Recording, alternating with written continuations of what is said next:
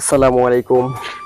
আপনারা যারা শহরে থাকেন তারা হয়তো এরকম গ্রামের অনুভূতি কোনোদিনই পাবেন না। আমরা আজকে আমাদের গ্রামের সাইডে দেখতে পাচ্ছেন কি সুন্দর একটি নদী, তার উপরে আমরা চলে এসেছি।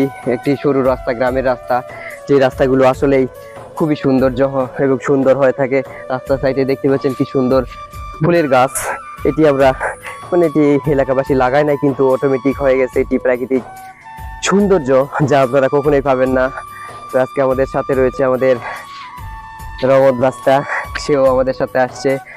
তারা খুব সুন্দর অনুভূতি হচ্ছে, তার কাছ থেকে আমরা শুনতে চাই যে তার অনুভূতিটা কেমন হচ্ছে। আমি অনেক দিন পরে গ্রামের মধ্যে আসলাম। অনেক সুন্দর একটা পরিবেশ, যা আগে কখনো বুঝতে পারিনি যে এই গ্রামের ভিতরে এত সুন্দর একটা পরিবেশ আসবে। তা আমাদের গ্রামের একটা ঐতিহ্য এই রাস্তা, শুধুমাত্র যদি পাকা হইতো আরও সুন্দর লাগতো। যে কারণে কাঁচা রাস্তার কারণে অনেকটা সৌন্দর্য একটু বিশৃঙ্খলা পরিস্থিতি আসতেছে। এখানে যদি পাকা রাস্তা হইতো, দুই সাইডে গাছের জন্য আরো সুন্দর একটা পরিবেশ আসতো, যা কল্পনা করার ঊর্ধ্বে।